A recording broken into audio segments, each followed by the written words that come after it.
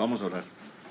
Padre bendito, Señor, te damos las gracias por la bendición de estar acá esta noche, Padre. Gracias por la lluvia, Señor, y gracias porque a pesar de ella nos has dado el privilegio de estar acá, reunidos, Señor, queriendo aprender más de tu palabra. Por favor, Padre, da sabiduría al que expone. Permite, Señor, que lo pueda hacer con apego, Señor, a lo que está en tu palabra. Que seas solo tú honrado, Señor, esta noche, y que permitas que la palabra tuya hable a nuestros corazones. Gracias, Padre, te damos en el nombre de Jesús. Amén. Amén. Vamos a abrir la palabra del Señor en Juan capítulo 20. Juan capítulo 20, vamos a estar viendo los versículos 24 al 29. Juan 20, 24 al 29.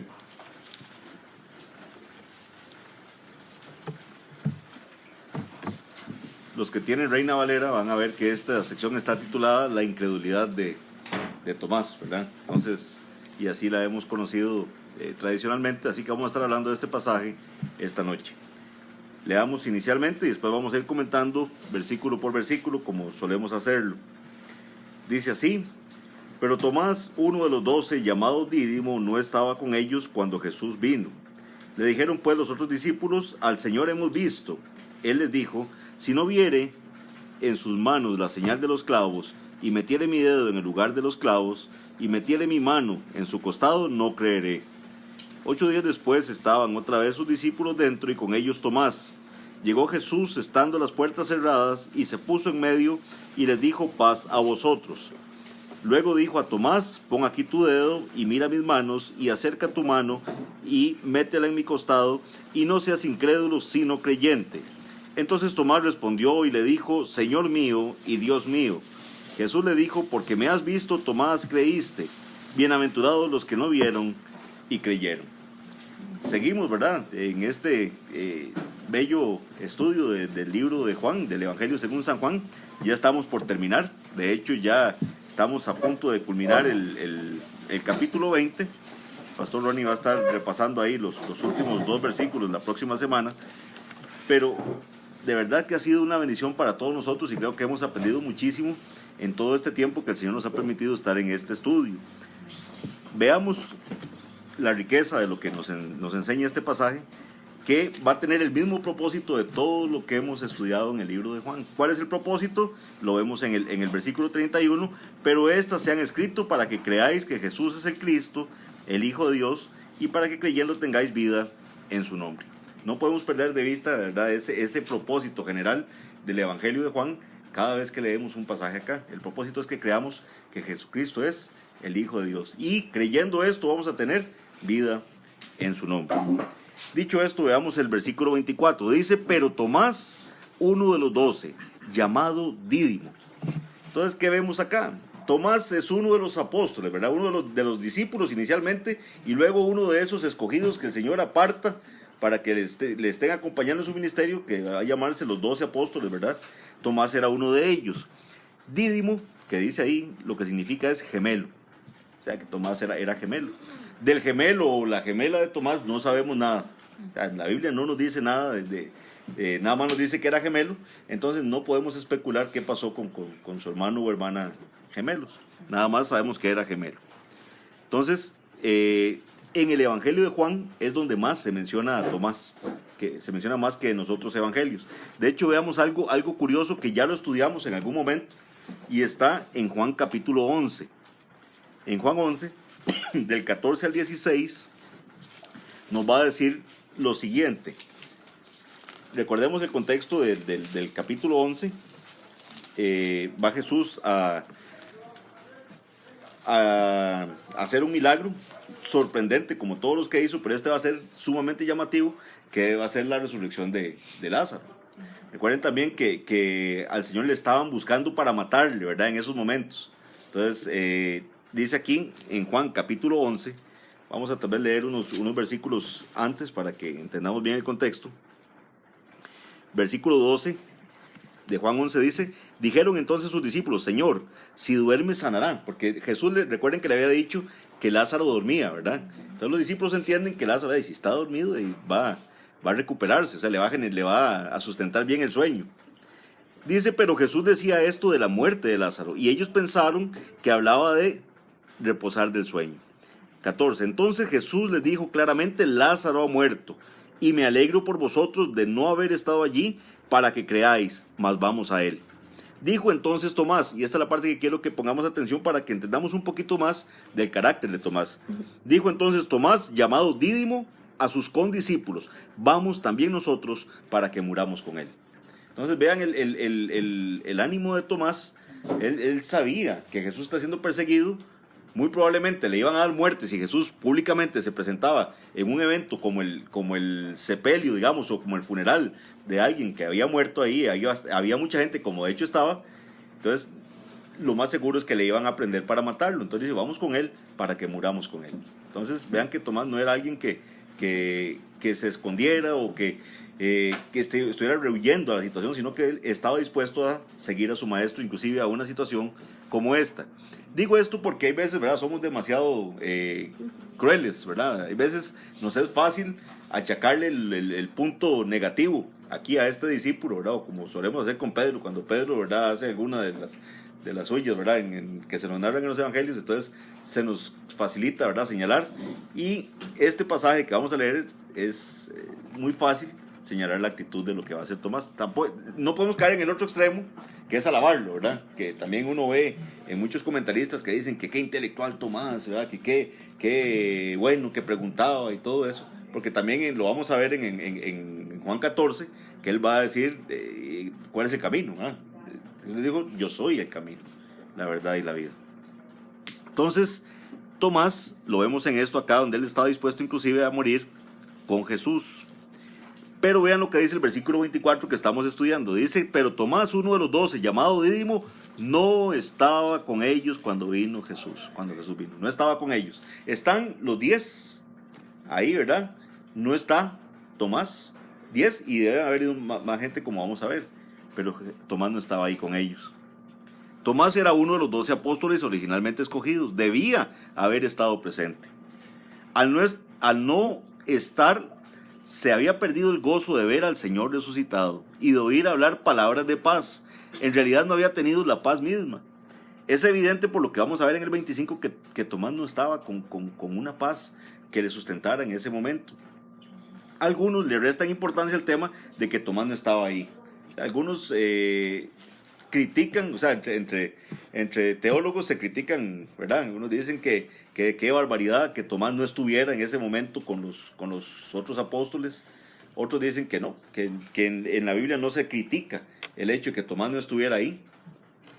Pero lo que no podemos perder de vista es si fue una razón válida o no fue una razón válida para que Tomás no estuviera ahí, no se nos dice. Lo que sí es cierto es que se perdió la bendición de ver a Cristo resucitado en ese momento. Entonces, aquí también hay muchas analogías que ya podemos ir viendo y tomando para nosotros. Por ejemplo, cuando nos perdemos la reunión como iglesia para adorar juntos en el día del Señor. O sea, puede ser que usted tenga una razón muy válida para no ir ese domingo y que esté con un dolor tremendo porque no pudo asistir a la casa del Señor a adorar junto con todos los hermanos. Puede ser que no sea una razón tan válida. Realmente usted se trasnochó la noche anterior o se siente muy cansado o amaneció sin ganas de ir a la iglesia y no fue. Puede ser una u otra. Lo cierto es que se va a perder la bendición especial de adorar junto con sus hermanos y la bendición especial que va a dar el Señor al estar ahí juntos, reunidos como el Señor lo mandaba. Vamos a ver que este pasaje que está, ¿y por qué tocó eso? Porque esto que estamos viendo hoy va a darnos ánimo y vamos a entender cómo el Señor ya iba mostrando cuál iba a ser su voluntad de cómo quería que se reuniera su pueblo a adorarle en el primer día del Señor. Porque esto está ocurriendo el primer día de la semana. Esto está ocurriendo el domingo. Sigue diciendo.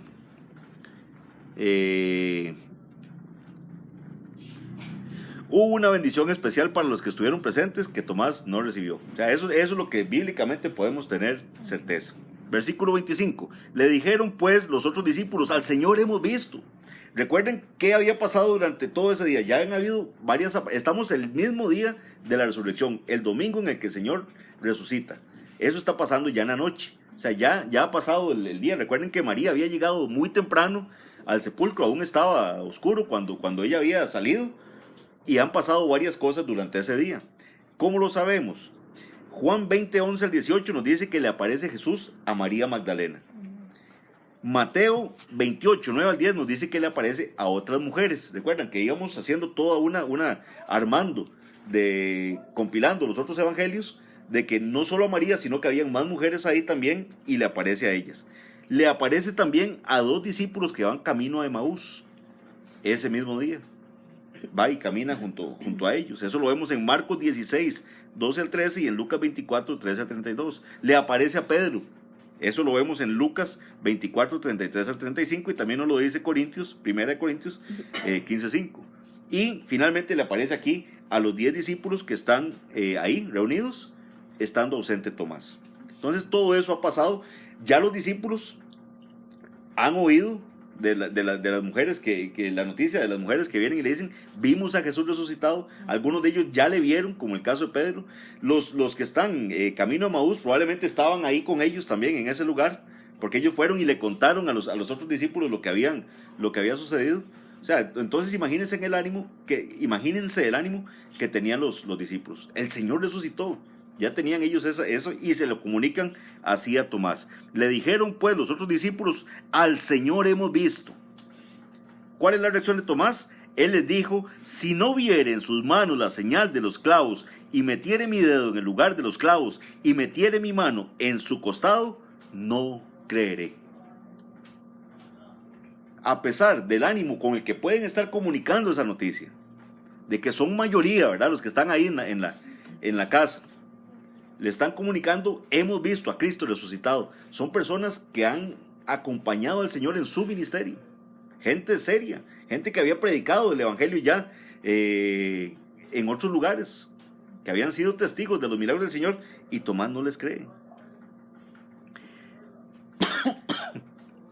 Los otros discípulos, ya dijimos que probablemente también estaban los 2 de Emaús, le decían: hemos visto al Señor. Probablemente también había otras personas presentes. Puede ser que estuviese María Magdalena, puede ser que estuviesen las otras mujeres ahí también. Seguían dando testimonio gozoso de que habían visto a Cristo. En este pasaje vemos algo muy doloroso. Podríamos decir que Tomás no dudó. O sea, no es que Tomás entró en duda. ¿Será que Jesús de verdad resucitó? No hay duda en Tomás.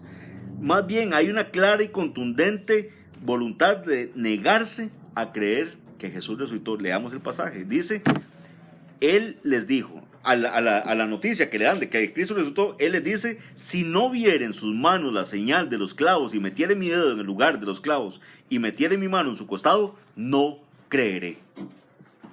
O sea, no es que entro en duda de si habrá resucitado o no habrá resucitado. No, mira, hasta que yo no haga eso, yo no voy a creer que Jesús resucitó. En el griego, en la forma en que está expresado este pasaje, esto indica un negativo doble fuerte. O sea, debería leerse: nunca jamás lo creeré. Es lo que está diciendo Tomás en este pasaje. Hendrickson hace un comentario muy interesante respecto a la incredulidad de Tomás. Él dice: se le cayó el mundo encima cuando crucificaron a Jesús.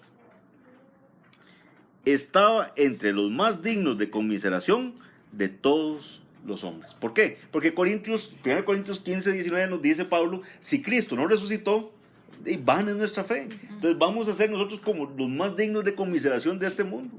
Entonces Tomás estaba entre uno de ellos. ¿Por qué? Porque él no creía que Cristo había resucitado, pese a que Cristo ya había anunciado esto varias veces a sus discípulos. Esto lo vamos a repasar más adelante. Tomás está dispuesto a creer bajo ciertas condiciones.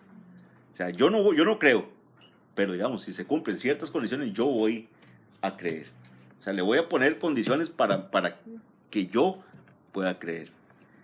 Y él mismo va a poner las condiciones. Tomás no se sentirá satisfecho con solo ver las señales de los clavos en las manos de Jesús. También tiene que meter el dedo en los huecos dejados por los clavos y meter la mano en la horrible incisión dejada en la lanza. Esas son las condiciones que Tomás está poniendo para poder creer que Jesús resucitó. Veamos el versículo 26.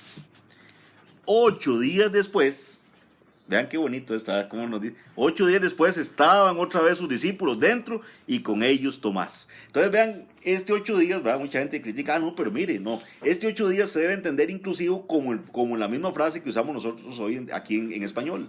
¿Qué decimos nosotros? Mire, nos vemos de aquí, de hoy en 8, aquí en la misma hora y por el mismo canal, ¿verdad? Nos vemos aquí de hoy en 8. Esos 8 días cuenta el día en que uno está. Por eso es que dice que 8 días después. ¿Qué día era entonces? Domingo. Cristo resucita un domingo, vuelven a estar los discípulos reunidos en el mismo lugar, 8 días después, ahí están todos, pero esta vez sí está Tomás. Vean qué interesante.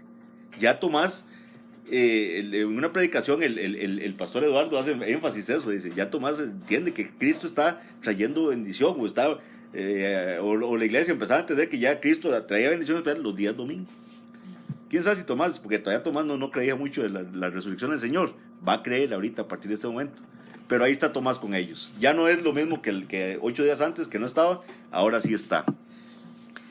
Dice, acaba de entenderse como la expresión de hoy en 8. Sí, acaba de entenderse la expresión como de hoy en 8. Equivalía a una semana a partir de hoy. Eso es fraseología inclusiva. Juan afirma que 8 días después se repitió el suceso del domingo precedente. El tiempo y lugar eran muy probablemente los mismos. No se nos afirma, pero muy probablemente sean los mismos que en los que estaban antes. La iglesia históricamente ha entendido que el Señor esperó hasta el domingo por la noche para aparecer nuevamente a sus discípulos con el fin de impulsarlos a que observaran ese día y no otro como el día de reposo y culto. Aquí, en algún momento nos permite el Señor, ¿verdad?, hacer un estudio más amplio al respecto, pero ustedes saben que hay muchos detractores de la observancia del día del Señor. Nosotros, nuestro entendimiento histórico ha sido que ese es el día que el Señor estableció para que la iglesia le adorase. Y esta es una de las primeras muestras de cómo el Señor les estaba dando a entender de que reunidos ellos, ahí Él iba a traer bendición especial en ese día. Entonces, este domingo Tomás sí está presente. Las puertas igual están cerradas. Aquí voy a repasar un poco lo que el pastor Ronnie tocó la semana pasada en el versículo 19. Las puertas cerradas. Creemos, ¿verdad? Recuerden que repitamos el 19 solo para acordar por qué el pastor Ronnie hizo el comentario. El versículo 19 decía, cuando llegó la noche de aquel mismo día, el primero de la semana, estando las puertas cerradas en el lugar donde los discípulos estaban reunidos por miedo de los judíos, vino Jesús y puesto en medio, les dijo, paz a vosotros. Entonces los discípulos, por miedo de los judíos, estaban con las puertas cerradas y estaban ahí agrupados. Pero entonces, ¿se acuerdan que el pastor explicaba que a partir de ahí habían habido un montón de teorías de que el Señor se les apareció ahí en medio del cuarto, ¿verdad? Entonces que había traspasado las paredes y todo eso, pero el pasaje no nos da suficiente material para creer eso o para afirmar eso. De hecho, vean que el versículo 19 tiene un verbo antes que nadie le da no le presta mucha atención, pero vean que dicen, el primer día de la semana, estando las puertas cerradas en el lugar donde los discípulos estaban reunidos por miedo de los judíos, vino Jesús. Entonces, primero Jesús viene. O sea, vino Jesús y puesto en medio les dijo, paz a vosotros. O sea, no es que se pone en medio ahí de la nada. Él vino y puesto en medio dijo, paz a vosotros. Eso mismo ocurre en el versículo 26. Dice, 8 días después estaban otra vez sus discípulos dentro y con ellos Tomás. Llegó Jesús. Entonces aquí está el verbo llegó. Es lo mismo que el vino. Llegó Jesús estando las puertas cerradas y se puso en medio y les dijo, paz a vosotros. Es la misma circunstancia del versículo 19. Primero Jesús llega, se pone en medio y ahora les dice paz a vosotros.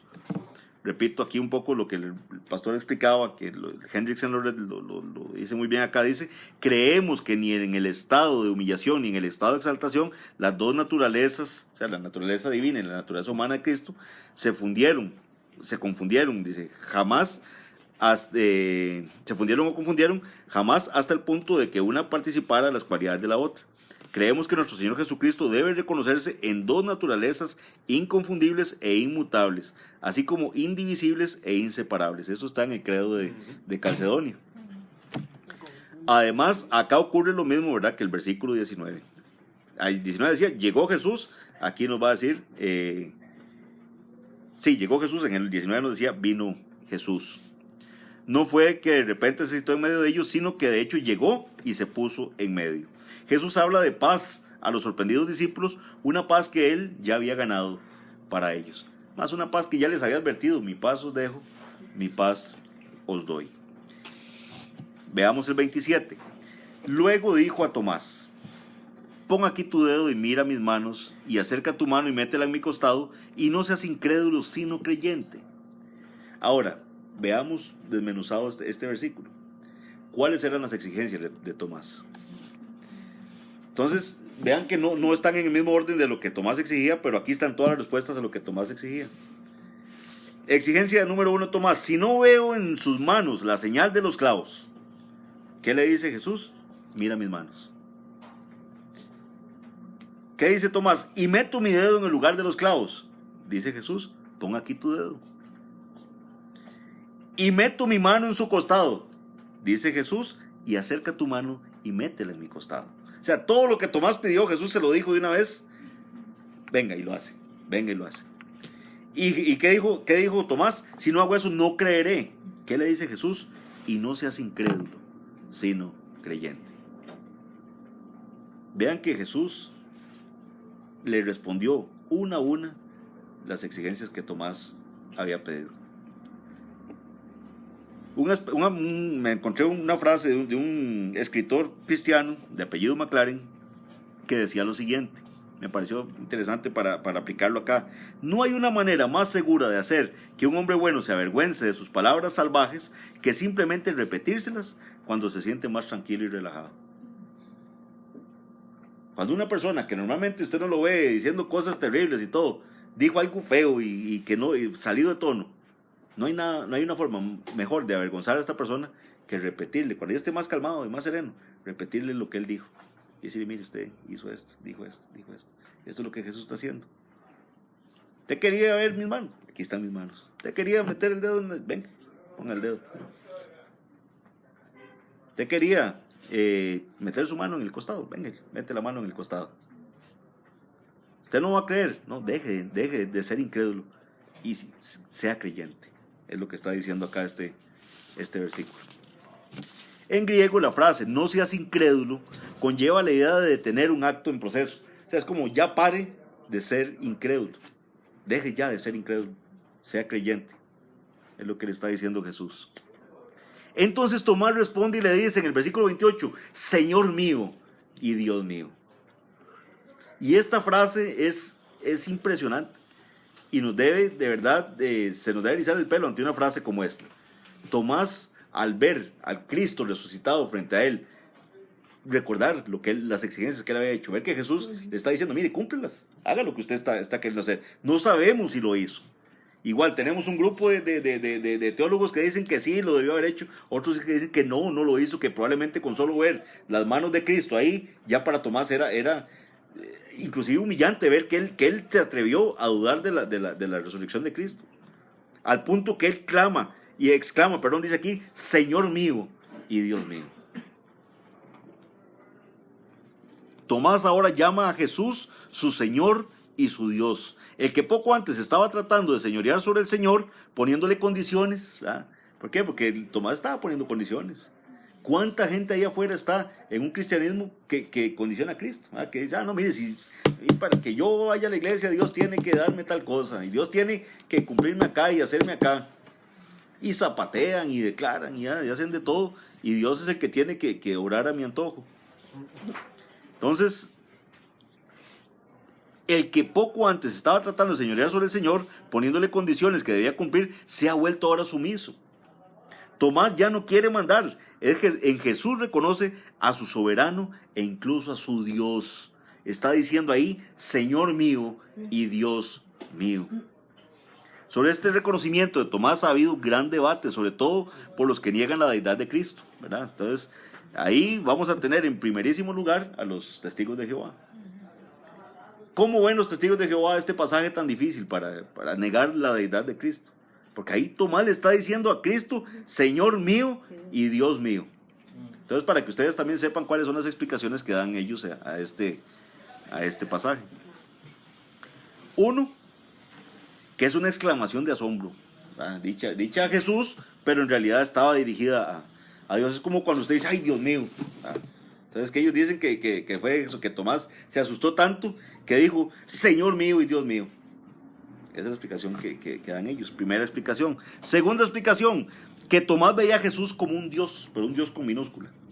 Entonces, ¿por qué? Porque ellos recuerden que cambiaron en su falsa traducción, cambiaron Juan 1:1. Entonces ellos dicen, en el principio era el verbo y el verbo era con Dios y el verbo era un Dios.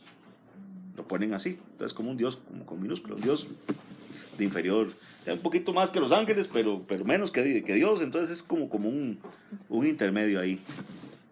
Entonces que Tomás creía que Cristo era un Dios, pero no el Dios soberano. La tercera explicación que dan los testigos de Jehová a esto es que en el Antiguo Testamento hay pasajes donde las personas estaban en un momento dado hablando con un ángel y después se sigue el pasaje y ven que está hablando con Jehová, o Jehová contesta en el pasaje.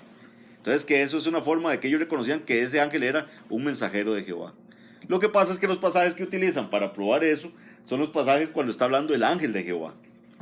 Y como vimos cuando el pastor Rory nos explicó en la iglesia, Cristo en el Antiguo Testamento, ¿quién era ese ángel de Jehová? Entonces por eso, ellos mismos caen en su propia trampa. Entonces no, claramente Tomás está reconociendo que Cristo es su Señor y su Dios ahí. Recordemos que en Juan 5, es más, podemos ir, bueno, no nos va a dar tiempo. En Juan 5, les hago aquí un resumen, Jesucristo sana a un hombre durante el día de reposo. Eso lo vamos a ver en los versículos 8 y 9 de Juan 5. Los fariseos se enteran de que Jesús sanó durante el día de reposo y quieren matarlo. Eso se ve en el versículo 16. Jesús responde a las amenazas diciendo, mi Padre hasta ahora trabaja y yo trabajo. Esa es la frase que Jesús les da en el versículo 17. El versículo clave en Juan 5 es el pasaje que está en el versículo 18, que Jesús les dice, dice Juan, por esto los judíos aún más procuraban matarle, porque no solo quebrantaba el día de reposo, sino que también decía que Dios era su propio Padre, haciéndose igual a Dios. ¿Por qué querían los judíos matar a Cristo? Porque con las afirmaciones que Cristo hacía, ellos claramente entendían que Él se estaba haciendo igual a Dios. La deidad de Cristo no se puede poner en duda aquí. Los judíos reconocieron que Jesús estaba afirmando ser igual a Jehová al afirmar ser su hijo. Jesús le dijo, versículo 29, Jesús le dijo, porque me has visto, Tomás, creíste. Bienaventurados los que no vieron y creyeron. Hendrickson comenta sobre este pasaje, no hubo nada inadecuado en las palabras de la confesión de Tomás. O sea, el que Tomás confesara, Señor mío y Dios mío, no tiene nada de malo. Lo que sí hubo, o lo que sí es inadecuado, es la forma en que llegó a ese nivel de fe. Y es lo que Jesús le achaca. O sea, Tomás, usted ahorita está haciendo esa declaración de fe porque usted vio.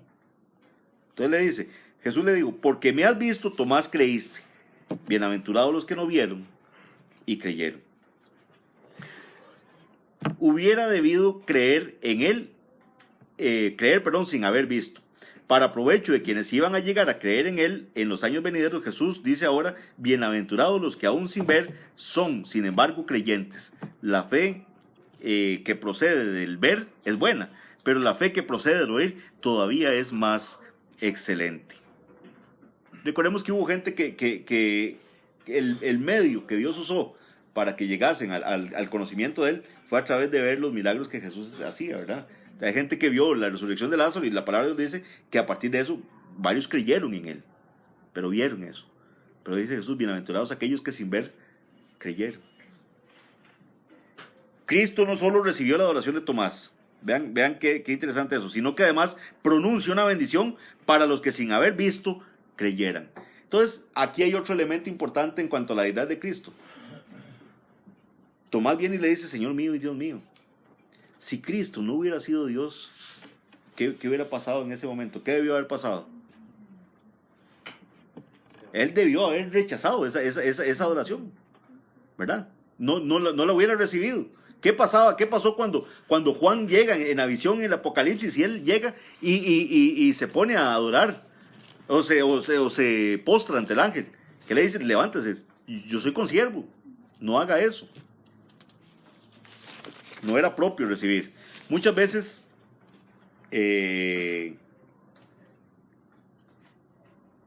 no quería yo traer un ejemplo antes de este, de la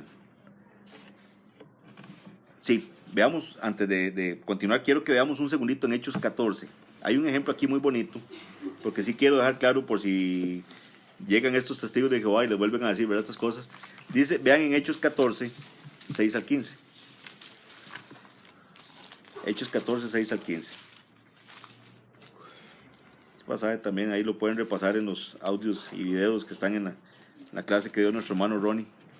Hechos 14, 6 al 15. Vean lo que dice aquí. Esto es cuando Pablo y Bernabé están en Iconio. Dice así: habiéndolo sabido, huyeron a Listra y Derbe, ciudades de Licaonia, y a toda la región circunvecina, y allí predicaban el evangelio. Están Pablo y Bernabé predicando el evangelio. Y cierto hombre de Listra estaba sentado, imposibilitado de los pies, cojo de nacimiento, que jamás había andado. Este oyó hablar a Pablo, el cual, fijando en él los ojos y viendo que tenía fe para ser sanado, dijo a gran voz: levántate derecho sobre tus pies. Y saltó y anduvo. Entonces la gente, visto lo que Pablo había hecho, alzó la voz diciendo en lengua licaónica: dioses bajo la semejanza de hombres han descendido a nosotros. Y a Bernabé, llamaron Júpiter, y a Pablo Mercurio, porque este era el que llevaba la palabra. Y el sacerdote de Júpiter, cuyo templo estaba frente a la ciudad, trajo toros y guirnaldas delante de las puertas, y juntamente con la muchedumbre querían ofrecer sacrificios.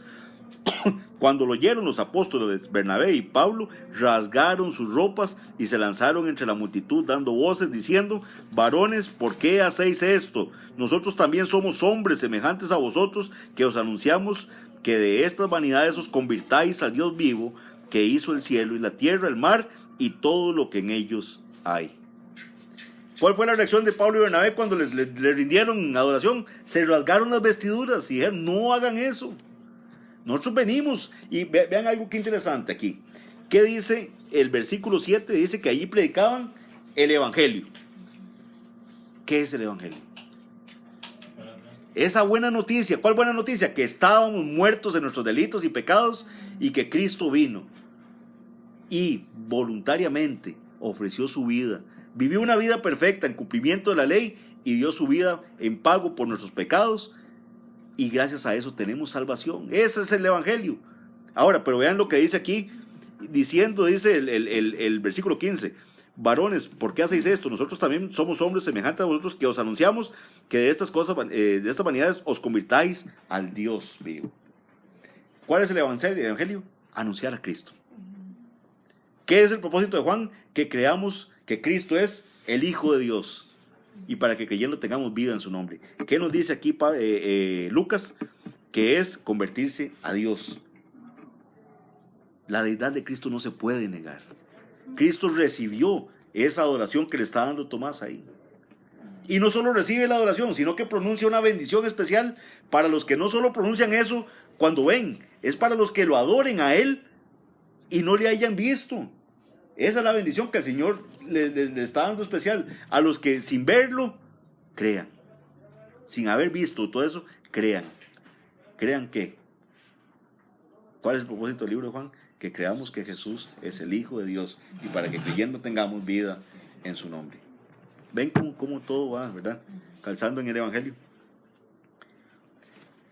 Cristo no solo recibe la adoración de Tomás, sino que además pronuncia una bendición para los que sin haber visto van a creer.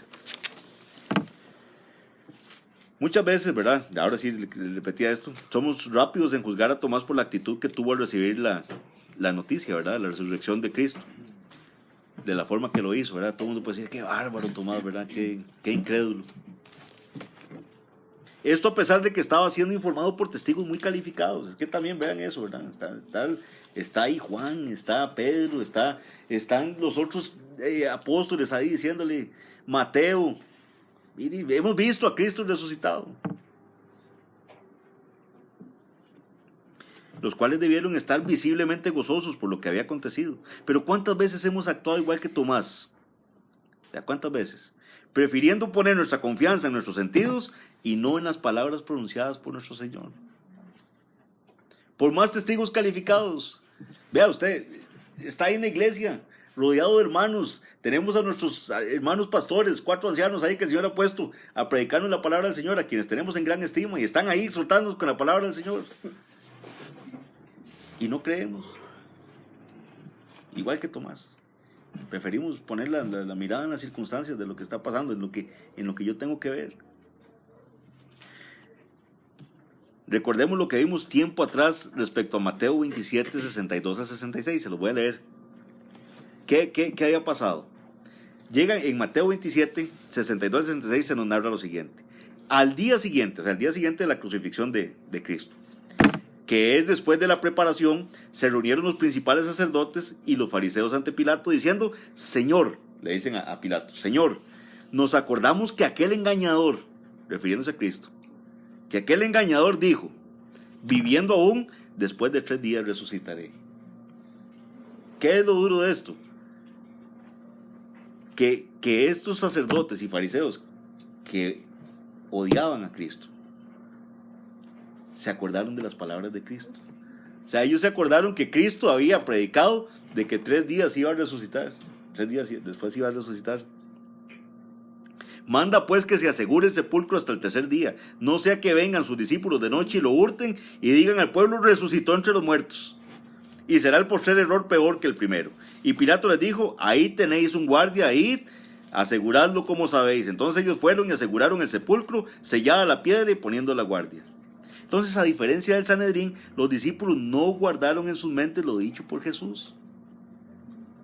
Vean qué duro esto. En Juan, que también ya lo estudiamos en el capítulo 11, versículo 40, Jesús le dice a Marta unas palabras que tienen que calar hondo en nuestra vida. Eso tiene que quedar en nuestros corazones. ¿Qué le dice Jesús en Juan 11:40? No te he dicho que si crees verás la gloria de Dios. Entonces vean cuál es el orden. Debo creer para ver la gloria de Dios. El orden es invertido, porque Tomás quería ver para creer que Jesús había resucitado.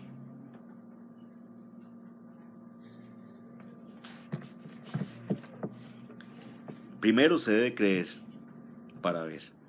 Ahora, ¿creer qué? Si nosotros no tenemos la posibilidad, ninguno de los que estamos aquí hemos visto a Cristo resucitado. Entonces, ¿qué tenemos que creer? ¿Cómo vamos a creer en Cristo? Pues aquí está. Tenemos la palabra profética más segura.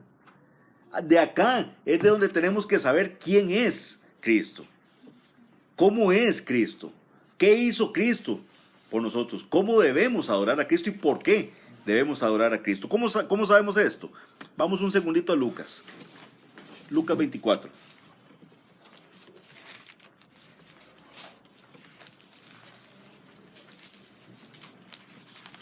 Lucas 24, versículo 17 al 27. Este es el famoso pasaje del camino de Emaús, ¿verdad? Hasta aquí también el Señor apareciéndosele a 2 discípulos más. Discípulos, ¿verdad? No de los apóstoles, estos son discípulos. Recuerden que Jesús tenía más discípulos, además de los apóstoles. La Biblia nos habla inclusive de 70, que él había mandado a predicar. Nos dice también que muchos de sus discípulos se volvieron atrás en algún momento que Jesús estaba predicando duro. Entonces, que le dijeron más bien: dura palabra es esta, ¿quién podrá soportarla? Entonces Jesús invita a sus discípulos que también, si ellos quieren irse, que se pueden ir. A lo que Pedro responde sabiamente: Señor, ¿a quién iremos si solo tú tienes palabras de vida eterna? Así responde un creyente: yo me alimento de la palabra de Dios aunque me esté doliendo lo que estoy oyendo, aunque eso me traspase el alma. ¿A dónde voy a ir si solo Cristo tiene palabras de vida eterna? Entonces dice aquí Lucas 24, versículo 17. Vean esto. Y les dijo, llega el Señor, está caminando con ellos y les dice: ¿qué pláticas son estas que tenéis entre vosotros mientras camináis? ¿Y por qué estáis tristes? Les dice Jesús a ellos. Respondiendo uno de ellos, que se llamaba Cleofas, le dijo: ¿eres tú el único forastero de Jerusalén que no ha sabido las cosas que en ella han acontecido en estos días? Entonces él les dijo: ¿qué cosas? Y ellos le dijeron: de Jesús Nazareno, que fue varón profeta, fue varón profeta, poderoso en obra y en palabra delante de Dios y de todo el pueblo. Y cómo le entregaron los principales sacerdotes y nuestros gobernantes a sentencia de muerte y le crucificaron. Pero nosotros esperábamos que él era el que había de redimir a Israel. Nosotros creímos que él era. Esperábamos que fuera él. Y ahora, además de todo esto, hoy es ya el tercer día que esto ha acontecido. Aunque de entre nosotros, las que antes del día fueron al sepulcro y como no hallaron su cuerpo, vinieron diciendo que también habían visto visión de ángeles, quienes dijeron que él vive. Vean que ya estos discípulos inclusive ya habían recibido noticia de las mujeres de que ya Cristo había resucitado, y aún así van caminando como tristes, van desanimados, porque Jesús les dice: ¿por qué? ¿Por qué van tristes? Cuéntenme, ¿qué es lo que pasó? Versículo 24: y fueron algunos de los nuestros al sepulcro y hallaron así como las mujeres habían dicho, pero a él no le vieron. Versículo 25: entonces él les dijo: oh insensatos y tardos de corazón, ¿para qué? Para creer que todo lo que los profetas han dicho. ¿No era necesario que el Cristo padeciera estas cosas y que entrara en su gloria? Y comenzando desde Moisés y siguiendo por todos los profetas, les declaraba en todas las escrituras lo que de él decían. ¿Qué hizo Jesús? Tardos e insensatos de corazón para creer, y les empezó a repetir nuevamente lo que las escrituras decían de él. ¿Qué debemos creer? Esta palabra bendita que el Señor nos dejó. ¿Por qué Jesús pronuncia una bendición especial para los que no van a ver y van a creer? Porque nosotros no le vimos, pero vamos a creer por la palabra predicada. Entonces, mis hermanos, exhortación grande: no nos perdamos el día del Señor ahí, la exhortación que el Señor tiene para nosotros, de la palabra del Señor. Va a haber una bendición especial, y es ahí donde vamos a aprender de Cristo. Y vamos a saber quién es Él, cómo tenemos que adorarlo. Y fortalecer nuestra fe, y seguir caminando en fe, aunque no le hayamos visto. Y vamos a tener esa bendición. Y una bendición especial pronunciada por el mismo Cristo: bienaventurados los que sin ver creyeron.